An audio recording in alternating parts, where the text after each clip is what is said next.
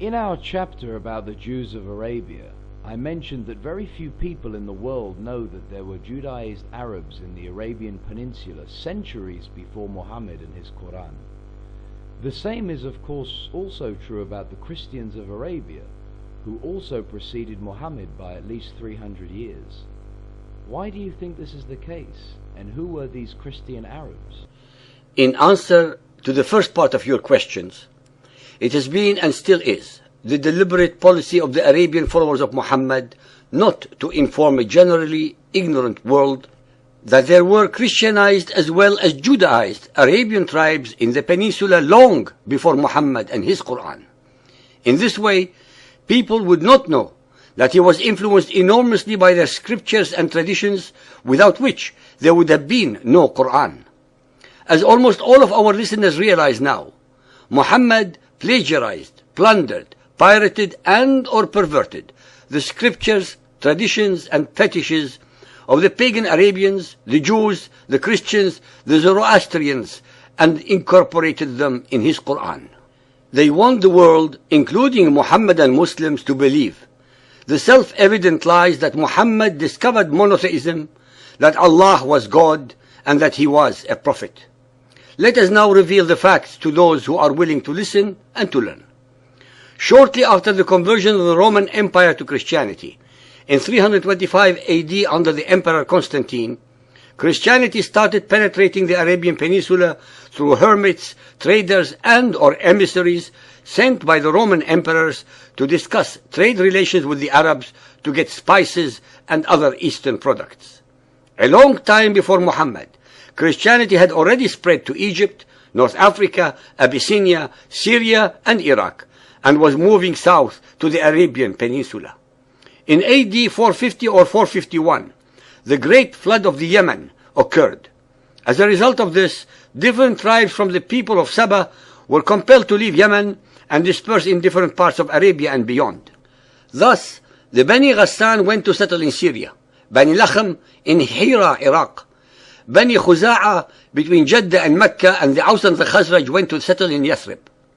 Under the Byzantine Empire, the Bani Ghassan and other tribes of Arabia near the Syrian frontier followed the Monophysite Christianity and controlled the northern end of the Great Road up through the Hijaz.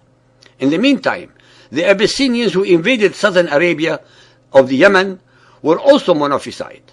Hence, shortly before Muhammad's arrival on the scene, the Byzantine Empire had three major Christian sects in operation, not necessarily tolerant of each other, and they were the State Church, usually called Greek Orthodox or Malkite, the Jacobite, and the Nestorians.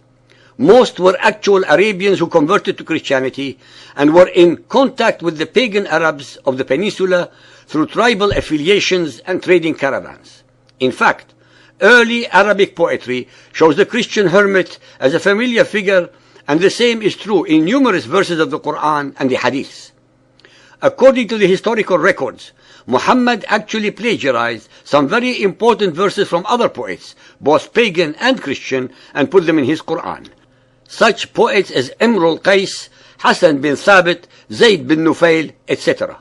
There were Christian hermitages in Wadi al-Qura, well in the interior of the peninsula, east of the Hijaz, whose monks attended the fairs during the holy forbidden months of the pagan Arabs, where they traded, regaled listeners with stories and recited poetry. The Christians were able to spread the word among the pagans and help increase conversion. Arabic history relates that Christianity was introduced into South Arabia by a Syrian monk called Faymiyun, Fimian. The poetry of the pagan Arabians showed that they valued their nomadic way of life infinitely more than a settled one, and looked with utter contempt upon agricultural people whom they could rob at will if and when circumstances arose. I would like our listeners to be aware that almost all of the records that are available to the world regarding the history of the Arabian Christians come from the unsubstantiated and one-sided reports left to us by the Muhammadan Muslim victors who forced into conversion, slaughtered or exiled the original native and indigenous population of Arabia's Christians and destroyed all their records and traces from the face of the earth. Since most of the Christians were associated with the civilized society, they too, like the Jews and the Judaized Arabs, occupied the most fertile areas that they could find among the tens of thousands of square miles of otherwise scorching and sterile desert. The chief center of Christianity in southern Arabia was the town of Al-Najran, situated in the one part that was fertile. On the eve of Muhammadan Islam, it had probably the wealthiest population in the area. It was famous for making textiles in which silk was employed. The Yemeni garments that figure so much in early pagan Arabian poetry were manufactured there. It was also famous for its leather and armaments industry. Najran seems to have had a much more advanced political structure than other Arabian towns, including Mecca or Medina. It was ruled by a triumvirate, a Sayyid, an Aqib, and a bishop. The Sayyid acted as chief sheikh in the same tradition of Arab tribal leaders who dealt with all external affairs, exchanged treaties, controlled commerce, acted as host at the periodical fairs, and led military expeditions. Al-Aqib seems to have dealt only with internal affairs such as administering the municipality and policing the city. The bishop was supreme in all ecclesiastical affairs and ruled over all the clergy and monks who formed a considerable section of the community. It was through this town, which became the center of Christianity in the Arabian Peninsula, that the Christian message was spreading.